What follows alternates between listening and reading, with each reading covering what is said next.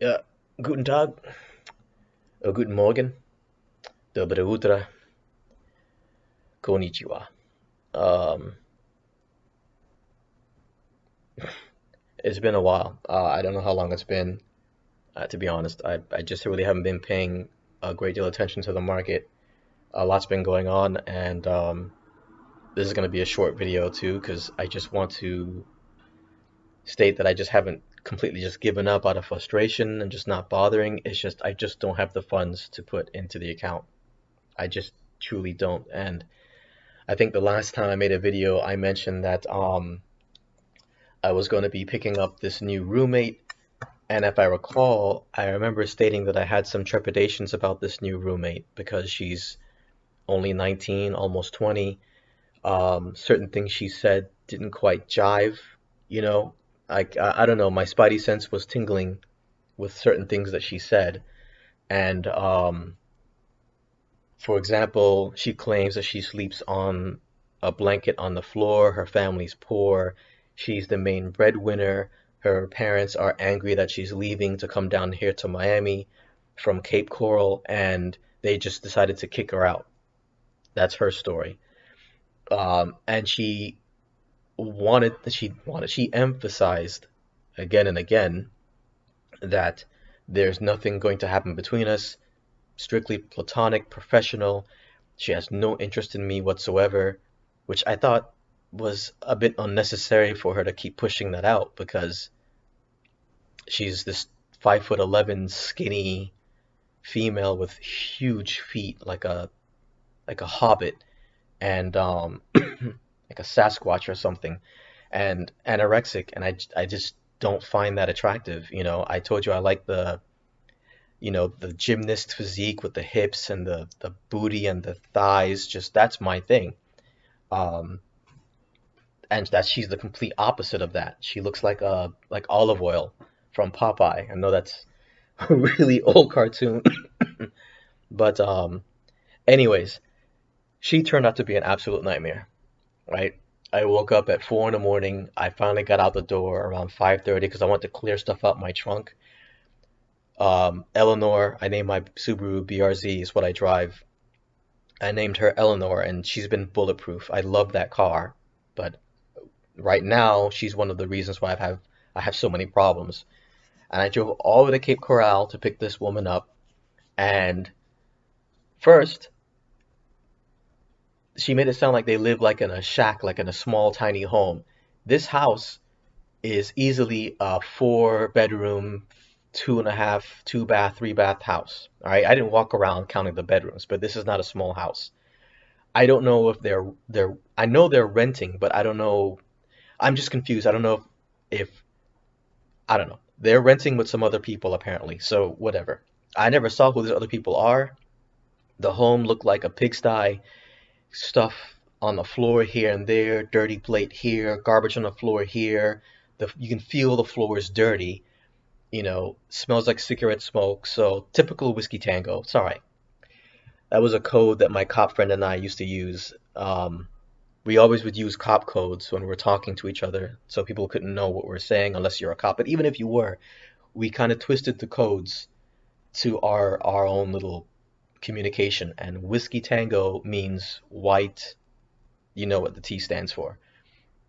And that's kind of how they were behaving. But they were nice. They were nice. They talked me to death, which was a little irritating because it was about an hour and a half that I was there talking to these parents, asking about me. They're talking about their past. The father used to be a firefighter, but voluntary, whatever. And I kind of emphasized that there was a huge dark cloud forming, and I wanted to get on the road before it started raining because, I have performance tires on my car, but they're cheap performance tires. And by cheap, I mean they're great in the dry if they warm up, terrible in the wet. They will hydroplane. They're not good for driving on highways in the wet.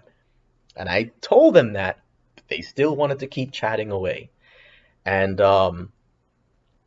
finally, I left. And on the way home, I said to this girl, it's interesting. You mentioned your parents were essentially kicking you out and don't really like you, don't really, whatever, love you the way you made it sound. And she's like, "Oh, that was just all an act. That's just them. That's just how they are. They don't really care." Okay? I knew she was lying. I knew she was lying. I watched these parents, I'm not an expert at reading people, but I'm somewhat good at doing it. And she's full of crap. And then she's here for only a week, just a week. And in that week, she dropped something on my tile, or the owner's tile, because I'm renting, it's not mine, and put a hole in the tile. She would be completely nasty and lazy about everything. She would pull toilet paper out and just leave the toilet paper just hanging on the floor. She would leave half drunken beverages sitting on the table. She would drop crumbs and stuff on the floor all over the table. I felt as though I had to sweep every day, and I did, sometimes twice a day, and somehow always swept up dirt. Dirt like you would think you would see if you didn't sweep for like a week or two. And she got a job at some pizza joint, like a couple miles from here, and I offered to, and I have driven her to and from work several times. And because it's pouring rain, I don't want her to walk to work and from work in the rain because she doesn't have a car. Um, but she would always show up late at night. She would always come home late, even if she didn't work. She would leave and go walking to go see a movie, and she just always found an excuse to be gone, which I actually didn't mind. I liked it. Felt like I had more privacy.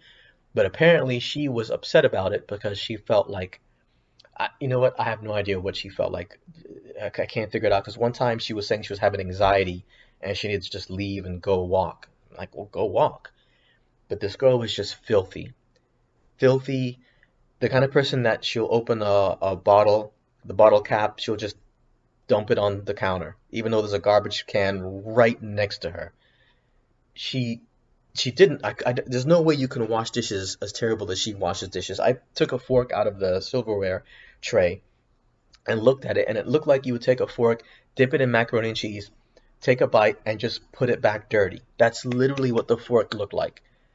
Um, I would take a bowl out of the washing machine, and part of the bowl has stains on it, and the other part is greasy. There's no way she washed this bowl. She just took it dirty and just put it in the dishwasher. And I know it's weird, but I keep some of my clean plates in the dishwasher because I have limited room. This is a small studio, a small kitchen. I have limited room, so I use it to store my dishes and stuff. If I wanted to clean dishes, then I'll take the clean stuff out and whatever, whatever. But yes, one of the other things, I told her that I was OCD. I told her that I'm very clean, I'm very tidy. That's the kind of person I am. And she swore she was like that as well. And I realized what this girl is. The girl that I messed around with when I was a cop that cost me my career reminds me a lot of this girl. And I'm sure some of you guys have had dealings with girls like this. They're profoundly manipulative. They will tell you what you want to hear. They'll look at you, read you, understand you, empathize with you only insofar as to know what to say to manipulate you into doing what they want, or thinking or feeling or acting the way they want. She wanted to be my roommate because she wanted to come down to Miami because she loves Miami. And I also found out that she's a lesbo, plays for the other team completely. I actually asked her that on one of our first conversations. Are you bi, or you play for the team? What's the deal? Oh, no, no, no, I'm not gay. Lies. One of the other lies. Why? Because she wanted to keep the appeal of the possibility of something happening, and that's why she kept talking to me up until a point, and then when she realized that I wasn't having much luck with the other roommate, and I wasn't having much luck finding a new roommate, then she decided to say, "Hey, just so you know, there can't be anything between us." Which again, I thought it's a moot point. Why even bring that up? I have no interest in you. And I told her that. But despite this, she seemed to act annoyed that I wasn't really talking to her very much, that I kept the relationship between us professional. And uh, I know I'm forgetting things that she said and done that whatever, but after about a week of dealing with her mess and having to constantly clean up after her, like for example, I'm every day I feel as though I have to clean the bathroom because she'll brush her teeth and spit her toothpaste spit and spittle will drop on the faucet. There'll be splashes of spit and toothpaste on the mirror. And I'm like, hey, listen, if you're a messy person, you're a messy person. But if you're living at someone else's home and you know they're clean, you would think you would try to endeavor to leave their kitchen, their bathroom, wherever, the same way it was when you first walked into the room. So you walk into the bathroom and it's clean, you shower, you use the bathroom, you clean it after. If you can't, because you have to go to work or whatever, then later on you clean it. But she won't clean up after herself. And there was a point where she just wouldn't even do dishes. She wouldn't even be bothered.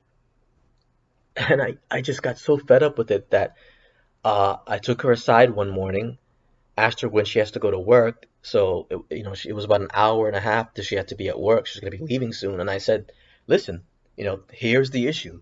I've asked you not to leave this like that, not to do this, not to do that, da da da da da. And I realized that I firmly believe that she was doing all of this to be passive aggressive, just to be obnoxious. I have a cutting board that I took from my last place where I lived because they broke my cutting board. Long story. And it's a plastic cutting board, which I hate. I like wood ones.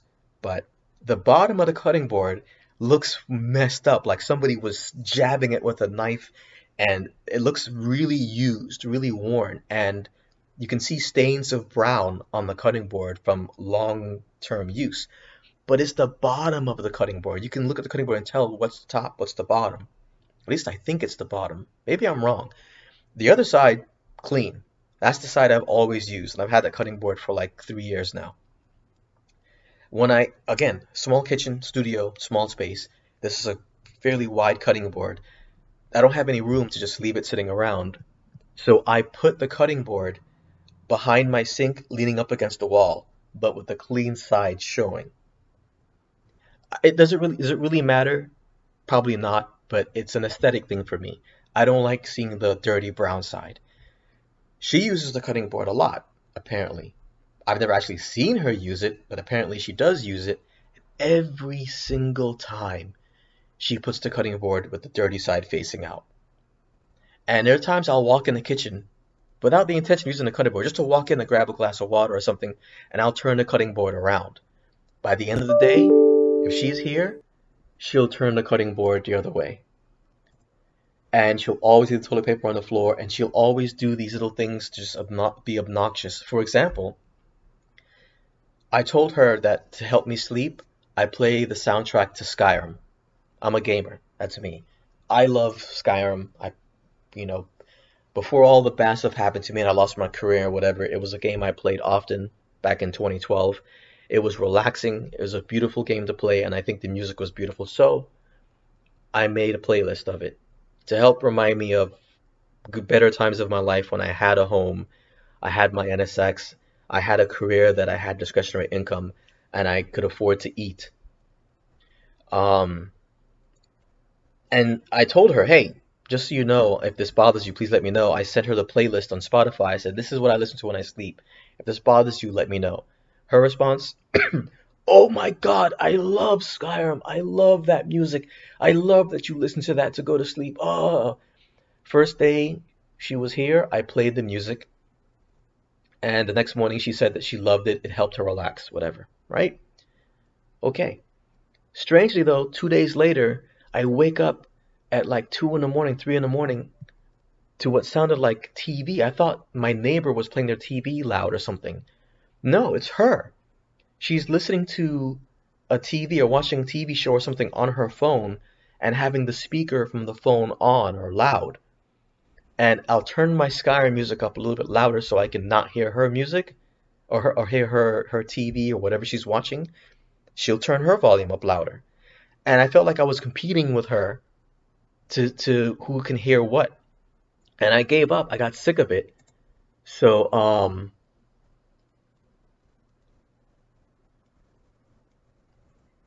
so I had to the one time I asked her to do something, which was the toilet paper, on the floor. She gave me an attitude. She looked at me like I'm bothering her, like I'm nagging her, and gave me this look, like the side eye. And she's like, "Well, I don't know why I do it. Whatever. It's not that big a deal, but okay, if it bothers you that much, I won't do it." She kept doing it anyways. So I decided, you know what, to avoid confrontation, and I don't want to deal with the drama having to find another roommate. You know, my God, what did I do? Oh crap! I pushed a button, and my emails have changed on here. Holy crap, dude. I really hate Outlook. I have to say that too. I really despise this thing. I just got an email for something I need to change, and I pushed the arrow button, and there it is. Okay, good. Jeez. Let me put this cursor somewhere else. Here. Um, yeah, so I text her. It was like 4 in the morning, and I just couldn't sleep. And this is like the third day she's doing this with her phone. So I sent her a text and I said, please consider purchasing some headphones to listen to if you're going to watch TV on your phone, especially if you're doing it at 2, 3 in the morning while I'm trying to sleep. So she went out and she bought some headphones. She did that. But I'm like, dude, why do I have to tell you to do that? You should know this. And I know there's stuff I'm forgetting, but I'm sorry. It's already a long video. This girl just got on my last damn nerves. And in my mind, she did this stuff to be obnoxious and passive. Let me tell you something. I hate passive aggressiveness. I hate people who behave in a passive aggressive way. I also don't like confrontation. So I can understand wanting to tell someone something, but not doing it because you don't want to deal with the confrontation. Or I can certainly understand telling someone something because you've had enough and they're like, listen, this has to stop. Da da da da da. What I can't understand and what I can't stand is when you do little petty things, little manipulative things just to be annoying. So apparently she doesn't like me. And when I told her about all of these things she's been doing, just as I'm talking to you now, she snapped at me. And she's like, dude, I don't do it to be passive aggressive or some crap. When I go take a fucking piss, an effing piss, and I leave the toilet on the floor, I don't toilet paper on the floor. I don't do it because I'm like, oh, I'm going to piss this guy off. I just do it because whatever. And I'm here thinking, okay, I don't like you doing it, but you do it anyways because you don't know why you do it. You just do it because whatever. And and then she snapped. She's like, you know what? You have made me feel welcome since I've been here. I'm moving out. I'm out of here. I'll be out by July 7th. Now, mind you, this was Sunday last week. No, it was Monday, I think. Yeah, Sunday last week, I drove her to work.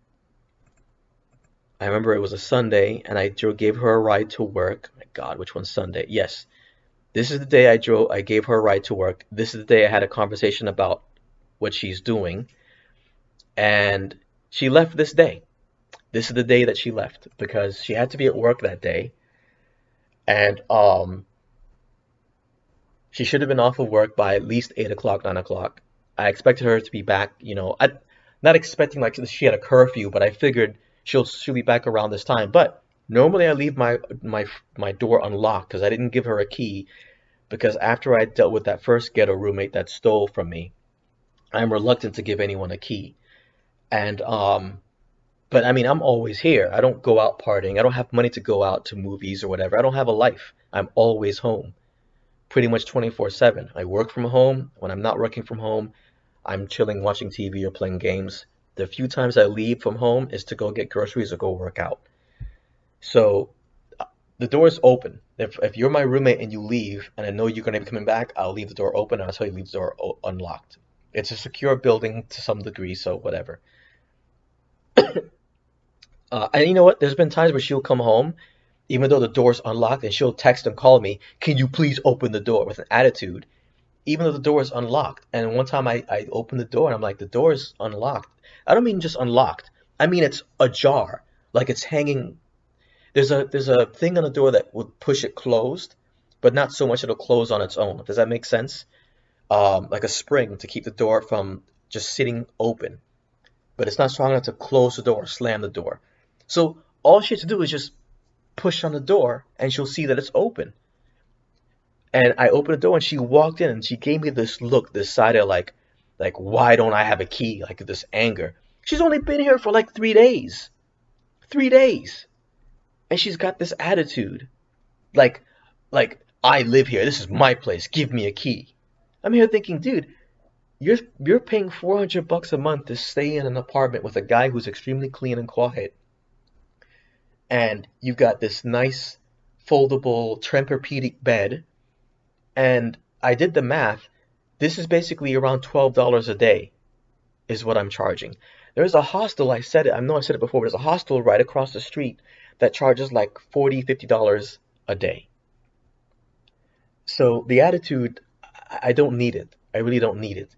And she should have been home from work earlier in the evening, but like every day, even if she's not working, she leaves and then she comes back like 1:30, 2 o'clock in the morning, makes all this noise, wakes me up, and it's a constant thing. It was driving me insane. And this time I left my door locked. After being cursed off like that, I'm not gonna leave my door open and passing out and have somebody come into my home that doesn't even respect me or respect my home. I left the door locked. She wants in, she can knock and call. So it's like 1:30 in the morning, so knock at my door. It's her. I open the door and I go straight to bed, thinking that she's just gonna be noisy and go to her bed, whatever. Mm-mm. Nope. She started packing up her things and doing it loud, making all kinds of noise, walking around with her shoes on. Oh yes. Speaking of Sasquatch feet, one time I came home from working out and I saw these big dirty footprints in the hallway leading to my home, my apartment. And I said to her, "Did you leave and walk out and then come back?" And she's like, "Oh, yeah? How'd you know?" I'm like, "Because I saw your footprints from the hallway leading into here." And like I said, I'm OCD. I have a shoe rack. I'm sorry, but if you come to my home, especially if after I've just cleaned, I'll need you to take your shoes off. I know American culture, that's an annoyance, but in most other cultures, most civilized cultures, like Japan or whatever, that's expected of you. You expected of you to take your shoes off. And this this this whiskey tango is the complete opposite of a Japanese woman because she's rude, she's extremely masculine. I mean, she acts like a guy, she walks like a guy, and she's dirty, filthy, arrogant, inconsiderate. You know I don't like people walking in my home with shoes on. You have flip-flops or sandals or whatever, and instead of just taking 10 seconds to put those on before you walk outside, you just walk out barefoot. I have no idea where she went, but apparently her feet got dirty enough that it left marks on the floor into my apartment. And I can't stand this girl. So yeah, it's 1:30 in the morning, she's packing up and she leaves. Now, the good news for me is I got my month's rent, you know. She didn't give me real notice of when she's leaving, and she just left on her own accord. Okay, that's her prerogative. All that money, though, unfortunately, went to pay my car insurance bill, which has gone up, which is everyone's car insurance has gone up in Florida, I guess. Mine's gone up around 25%, so even her money that she gave me wasn't enough to pay for the car payment for the 6 months. I had to come out of pocket extra money too, because it's like 750 or something like that. So I'm thinking the stress is over, but nope. The air conditioning in my apartment started messing up. It cools, but it gives off, even when it's not on, it gives off this really musty, moldy, acrid smell, like metallic smell. And I couldn't figure out what it was.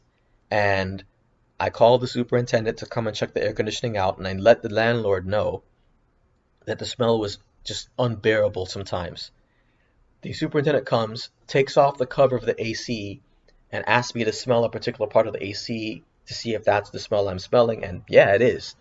But it's not all of the smell. But I look on the air conditioning on the bottom part of that. I guess this is like a wind turbine. Like it's like I guess it's a fan motor or something. On the bottom of the fan motor is this flat metal piece. That flat metal piece was completely rusted. I mean, not just like, don't picture just metal with just some rust on it. Picture the rust rising like a pizza crust or something. The whole bottom plate was just rust, and chips of metal were coming off of that metal plate. And I said to the guy, wait a minute, aren't I breathing in all of this rust and this metal? And he looked at me, he just nodded. He's like, yeah. And I've told your landlord that he needs to replace this air conditioning. It needs to be replaced. And I asked him, is this the original air conditioner or is this a different one from the original? He goes, no, this is the original air conditioner. This place was built in 1969, guys, or I think it was 1970 something. That means this air conditioning is like 40, 50 years old or something. It cools, but not really that well. It'll get the temperature down to 70 degrees. I don't know what that is in Celsius, I'm sorry. But it'll get the temperature down, but not much more than that. And if I try getting it any colder, the air conditioner will shut off. So, um, this thing needed to be replaced a while ago, but the landlord's too cheap to do it. He won't do it. So, the air always has this metallic, acrid, musty smell in my apartment. It's frustrating, but that's something I got to deal with.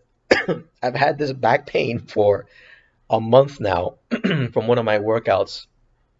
My lower back really hurts, and I haven't gone to work out. And after this girl left, I was just so frustrated with the whole drama that this was Monday, like I said. The last time I used my car was Sunday, last week Sunday, when I drove her to work. And I didn't work out that Sunday. I worked out Saturday, but not that Sunday. So I didn't drive my car from Monday till yesterday. Yesterday, Sunday, yeah. Yesterday, I finally decided it's enough. I have no food in my home, even though I don't have lots of enough money to cover my bills and cover groceries for the next 2 weeks because I paid the rent. I decided I still need to try and get some food because I got almost nothing in my kitchen. Hell, on Saturday, I decided to try and figure out how to make baked potato soup, and I did because it seems to be a cheap meal. You just need bacon, potatoes, an onion, and some seasoning, and you can make a pretty good baked potato soup, and that'll feed you for a good, whole day if need be. But I had nothing left at that point. I needed to get food. So I went downstairs to my car, and she wouldn't open. I have the keyless entry thing. You just grab the handle, the car handle, and she should open. She wouldn't open. Pull the key out, push the button, she wouldn't open. Thinking, okay, this is weird. But this has happened before with the key fob. Sometimes the battery is not good. So I went to the trunk, I don't know why, to see if I could open the trunk. The trunk opened. And for reasons I don't know why, because I'm an idiot, I took my book bag, which I always carry. It's like my man purse, I guess. And I tossed it to the back of the trunk. And as I was closing the trunk, a voice in the back of my head said, hold on, hold on, hold on. You probably shouldn't close the trunk. And I thought, why? And the voice goes, I don't remember why, but there's a reason you probably should leave the trunk open. But by that time, my arm already closed the trunk.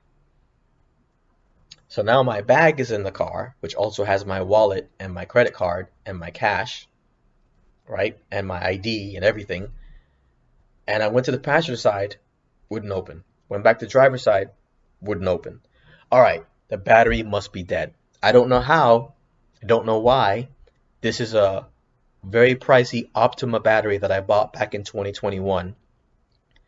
And I bought it specifically because most of my life I've had issues with batteries with every car I've driven. It's a frustrating thing, and when I had my NSX, I actually bought a battery tender because I had a house with a garage back then, and I would plug a battery tender, and every time I got home, and if I knew I was going to be parking my NSX for more than a few days, I put the battery tender on it.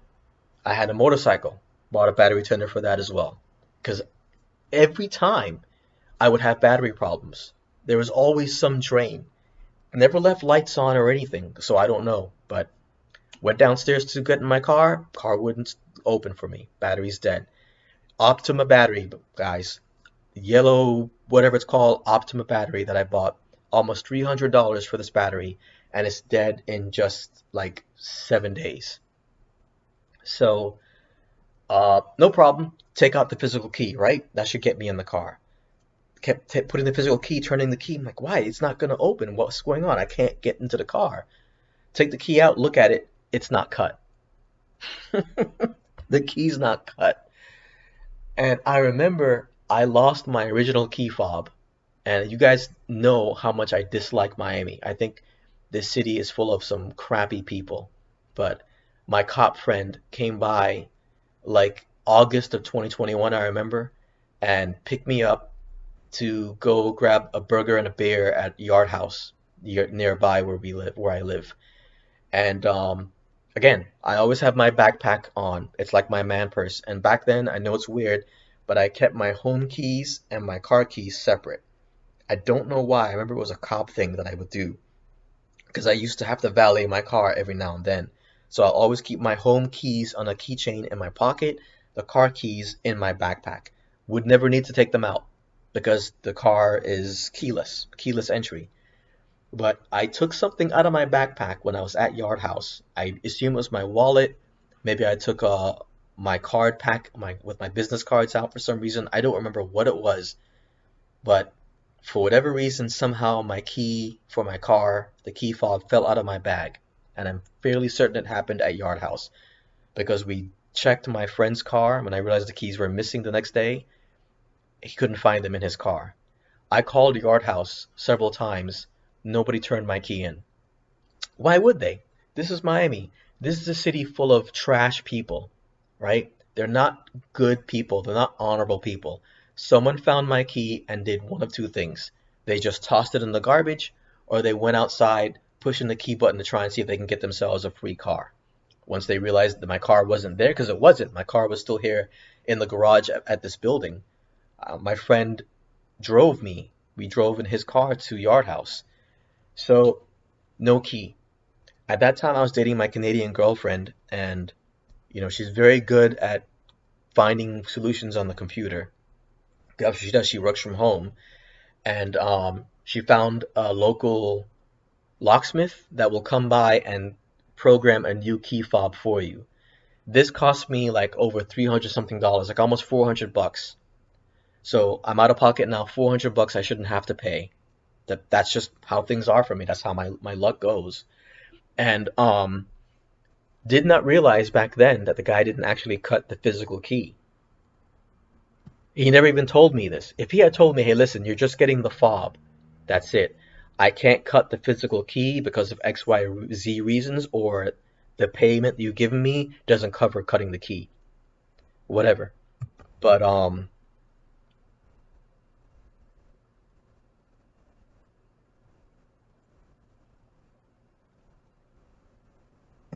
but I didn't know that. So yesterday, when I was using the key to try and get in my car and realized the key hadn't been cut, I thought, well, this is ridiculous. So I spoke to a buddy of mine, and he's like, hey, you got to call the dealer and ask them if they can cut the key. It shouldn't cost more than 30, $40, right? I called the Subaru dealer this morning and asked him, what is the charge to cut the key so I can get into my car? They want $90. And that doesn't cover the actual key. And I bet you if I go with the key that I have now, they'll lie and tell me that they can't use that key. Or maybe it's not a lie. Maybe it's the truth. Maybe I have to buy a special key from them. Um, so I called another locksmith this morning, and they say they'll charge me $160 to come out, open my car, and cut the key. And I said, wait, you can't just cut the key without having to open my car? You can't just cut the key for me and I'll just use that to open my car? They said no, because there's a code inside the car that they use to cut the key. All right? And I'm furious that I got to come out of pocket again. I'm furious that I spent almost $300 on a fancy battery that's now dead in just 7 days. I'm furious that I spent almost $400 to get a new key fob, but it doesn't come with the actual physical key. They didn't cut it. So I looked on my bank transactions this morning. and I tried to find that company that did the key job for me. And this is the company here. And Katerina, my ex-girlfriend, wanted to find a good company that has high ratings that's local, and this is what she found. The guy who came by was a complete jerk, by the way. He had a bad attitude. Um, like he was just pissed that he had to come by and do some work. But he never told me that they couldn't cut the physical key. So I called them and asked them, "Hey, listen, I paid you guys almost 400 bucks a couple years ago to make me a new key fob, but you didn't cut the key."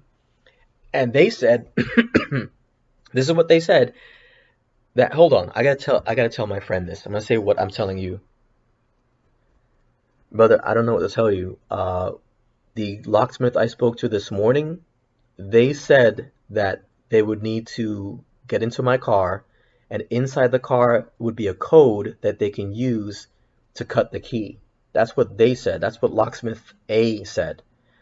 I looked at my bank transactions to find the locksmith I used a couple years ago, and it was August of 2021. And I called them and asked them, you know, if I pay them to get a new key fob, will they cut the key? And the guy goes, well, it depends on the car. And I told him my make and model of my car, and he says that my car uses a smart key, and they can't cut a smart key. They can't make a key for the smart key. Only the dealer can do it. And I don't know. I don't know which one's telling the truth, because the first locksmith, they said that they can do it, but they need to get a code. This second locksmith that I just called, he said you need a special machine to do it, and only the dealer has that machine. Sorry, I'm asking my only friend that I have that lives near me. He lives in this building and he's a teacher, so I think he should be off this week. I'm asking if he'll be so kind enough to give me a ride to the local dealer, which isn't very local. It's a good 30-minute north of here. Um, so I can go to the dealer and I'll have to come out of pocket 90 bucks, which I shouldn't have to spend again to get into my car. And this is why I don't have money to put into my account to trade, because I have to deal with crap like this all the time, man. All the time. There's always something going wrong, something messing up, like losing my key, that I have to come out of pocket money I shouldn't have to spend. Even if I take measures to avoid a situation like this, like buying a very expensive car battery and, finding an expensive locksmith and spending money, extra money to get them to do the extra work. But then they don't do the extra work, and then they don't tell you why. If this guy had told me, "Hey, listen, I'm sorry, but I can do the key fob for you, but I can't cut the actual physical key for you." This guy barely spoke to me at all, and this guy just had an attitude, like he didn't want to be bothered with me at all. So I'm just pissed. I'm pissed. I don't.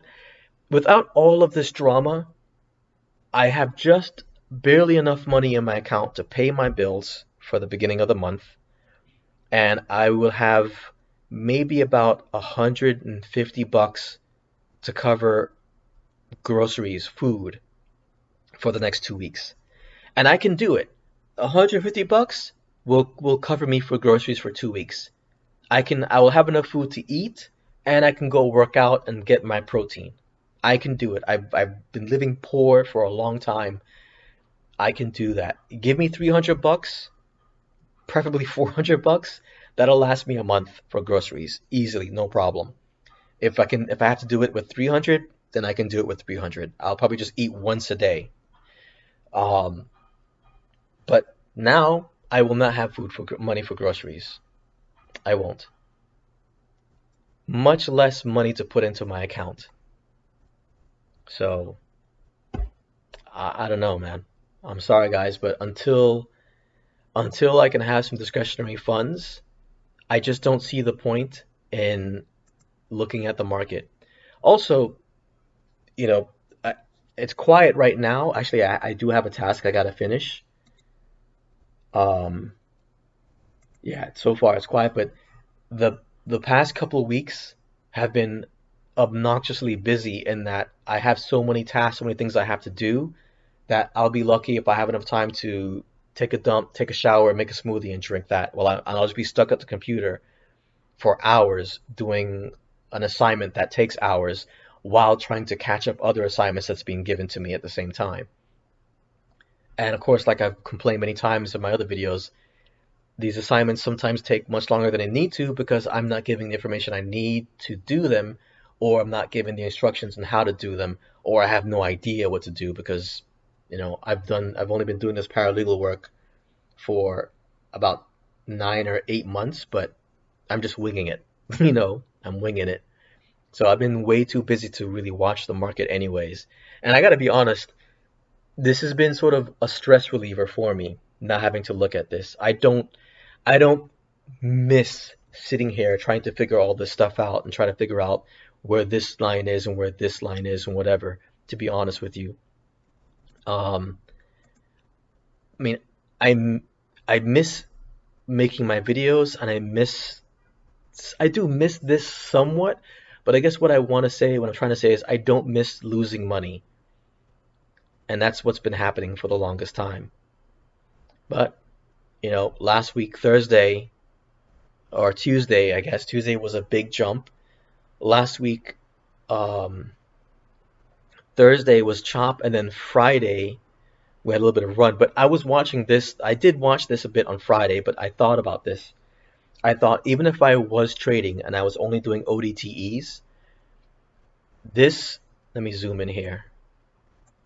This formed a nice demand earlier in the day, and per the MK strategy, you could have gone long here. It bounced right at this demand, and then we got a nice, what, 435 to 438 3-point move. So, good move there. But if you didn't swing any of that, you would have missed out on a massive move that all happened pre and after market, well, really pre-market. And yes, if you missed all of this move and you did the MK strategy again, sorry guys, we got a pretty decent demand form here and a nice run from 442 to 444 if you held to the end of the market. Of course, you wouldn't really know when to sell. In fact, we have a supply that was formed here and retested, so you probably would sell here. Anyways, my point is that this big move, unless you swung, you would not get the advantage of this move. I really wish this didn't happen to me because I was looking forward to maybe putting, 20, $30 into my account just to see if I can take advantage of what I believe, and mark my words, unless something bad happens in the economy or something, usually July, early July, we have a strong rally. I think, let's see, season,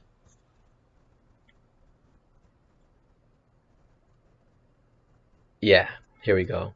Look at that. Typically, July is a strong bullish month. So knowing this, I really was hoping that A, things might turn out okay with this roommate. Clearly it didn't. And B, I wouldn't have my usual monthly bad luck of some bad event like my car dying, car battery dying, and me. And here's the messed up thing. I think I did say this.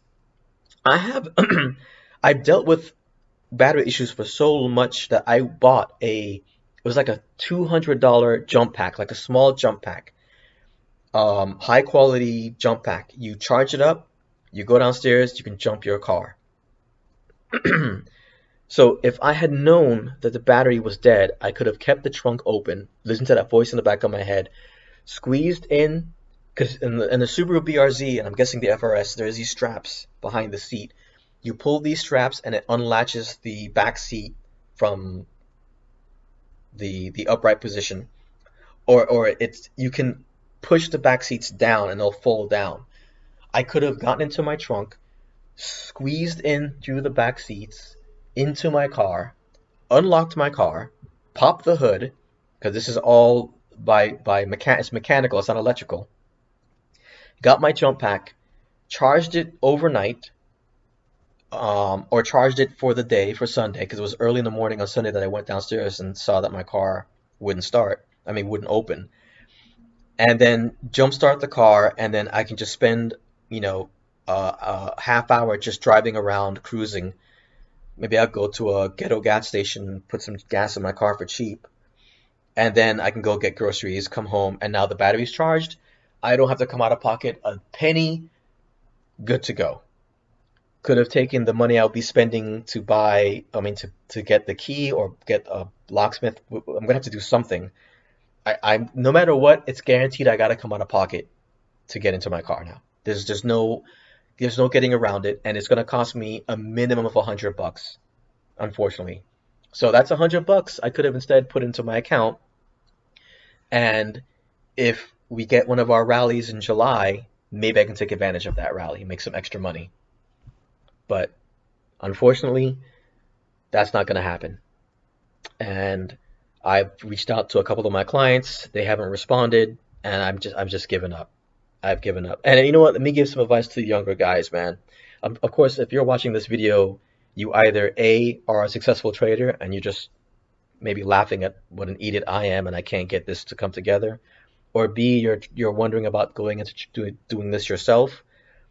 And uh, I didn't quite enjoy being a police officer because where I worked, it was a very corrupt, racist department, and they went out of the way to make my life miserable. But if I had been working for a department that actually um, cares about their officers, actually has some decency and some honor, I probably would have enjoyed being a police officer. But if I couldn't be a cop, and after going to school and putting myself in 40 G's in debt for getting my degree, and I've heard stories from other people who have gotten a degree of how difficult things are for them, man, forget that.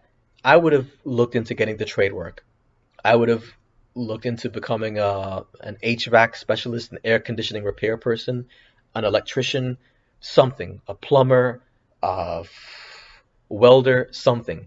A job where if another pandemic hits, you don't have to worry about it. You've got work. Being a personal trainer, man, first of all, I'm not a fan of humans. I don't like people. I find them to be unreliable, petty, whiny.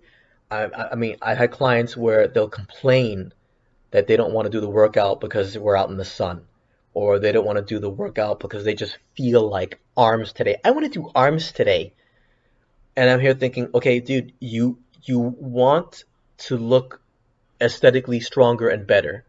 You want to look like this person you showed me on Instagram, or you want to lose 20 pounds for this thing, this reason, this event.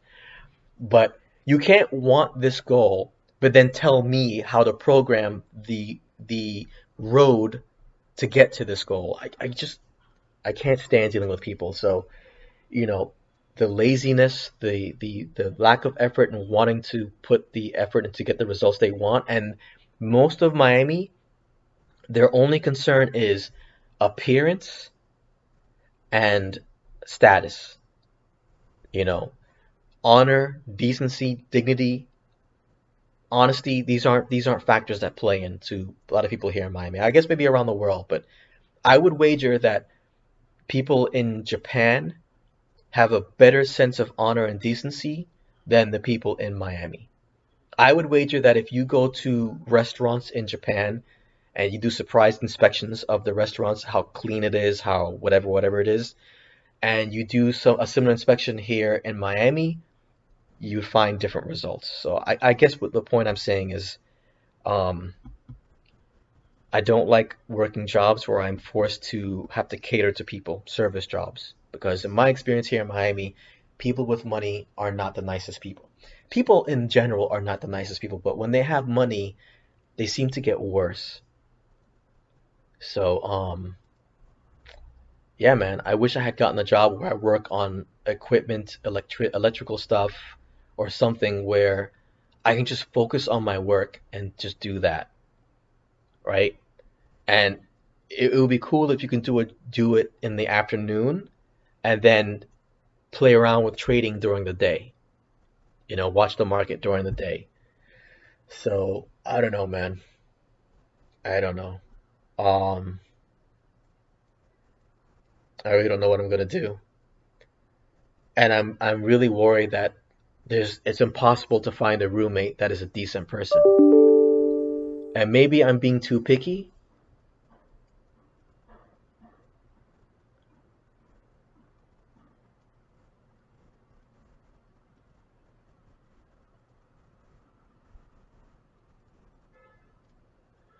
Oh my God, dude. All right, another task. And I'm not sure how to do this one. So, anyways, this video's already been long enough. I'm sorry. I just babbled this entire time, but I guess the point of this video is to say that I haven't given up on the channel. I haven't given up on trading. I just simply can't get a break in life right now where I can have the finances to put even just a little bit of money in my account. I'm sorry, guys. I wanted to say this too.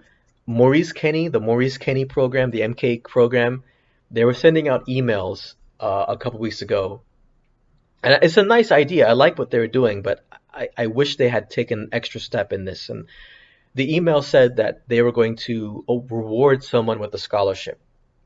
So someone was going to get free coaching. And mind you, I told you, I'm sure it's more expensive now, but I called one of Maurice Kenny's coaches to see how much it costs to do their program, their training, and it was $7,000. $7,000. And I don't know how many months they'll stick with you. I don't know if it's just for the month, 7,000 a month. I don't know how much it is, but straight up $7,000. That's how much you pay for the program. That doesn't include the money you need to have in your account to trade.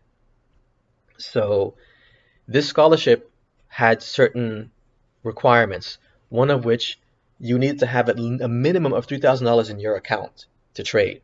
So I don't know how many people have $3,000 laying around that they can just, use. And in the other requirements were just some of the obvious ones. You have to promise to stick to the program. You have to be available during the day to trade at least a certain amount of time, whatever. And you have to send a response to his email as to why you feel you should deserve the scholarship.